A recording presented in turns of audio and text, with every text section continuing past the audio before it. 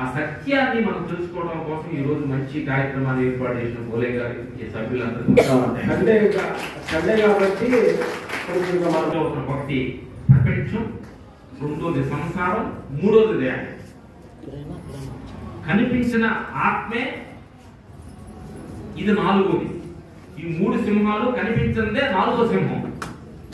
సింహాల మధ్యలో మనం కొట్టిపెట్టలాడి నా బిజినెస్ లాస్ అయింది, ఆయన అట్ట అయింది, నేను అట్లా అనుకున్నాను, ఇట్ట అయింది, ఇది అనుకుని దానిలో కొంచెం ఇంటికి రాగానే మా ఆయన అట్టాంటి రోజులు, మా ఇట్లాంటి పిల్లలు చదువుకోలేదు, పిల్లలు ఉద్యోగం లేదా జీలో కాంచేరు.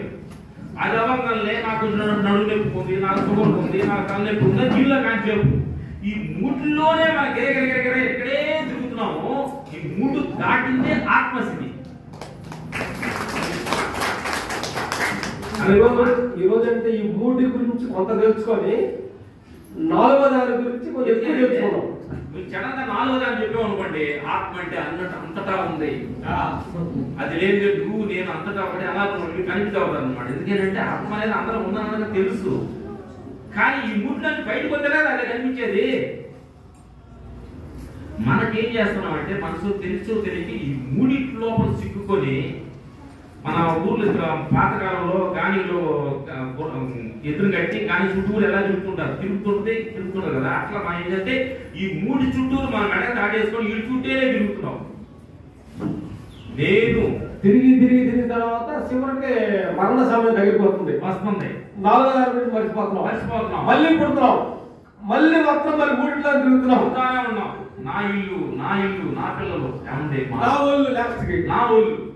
మా కావిడ మన ఓపెనింగ్కి వెళ్ళాము, ఇంటికి చూపిస్తే ఇది ఫ్యాను సింగపూర్ నుంచి తెప్పించామండి, ఈ బాత్రూమ్ది టైల్స్ దుబాయ్ నుంచి వచ్చిందండి అని ఒక్కొక్క ఇల్లు ఫ్యాన్ అన్ని చూపిస్తుంది.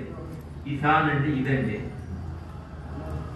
మరి ఈ ఇల్లు ఎక్కడి నుంచి వచ్చిందని తెలుసుకున్నారా? ఈ ఇల్లు తయారు చేసావు, తెచ్చారు ఈ చెవులు ఎట్టడానికి ఎక్కడ నుంచి దుబాయ్ నుంచి తెప్పించావు. ఈ చెవులు ఈ పొళ్ళు అందరికీ ఎక్కడ అమెరికా నుంచి తెప్పించాడు. పొళ్ళు అంటే పొళ్ళు అమెరికా నుంచి తెప్పించావు అన్నారా? ఈ కార్డు ఈ మటుకి ఇవన్నీ కొంచెం బాగా నడవాలని మేము లండన్ నుంచి తెప్పించాను ఉన్నాయా? ఇదేమి చెప్తే ఇది చూపించట్లా.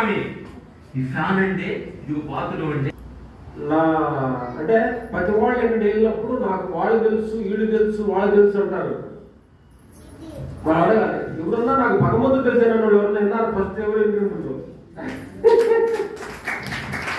ఆ ఎమ్మెల్యే తెలుసు, ఆ ఎంపీ తెలుసు అంటాం కానీ నాకు భగవంతుడు తెలుసు. మనం ధైర్యంగా చెప్పాలి, నాకు ఇల్లు తెలిపోయినా పర్లేదు, ప్రపంచం తెలిపోయినా పర్లేదు, నాకు భగవంతుడు నాకు తెలిసిందంటే అదే నిజమైన స్వర్గం.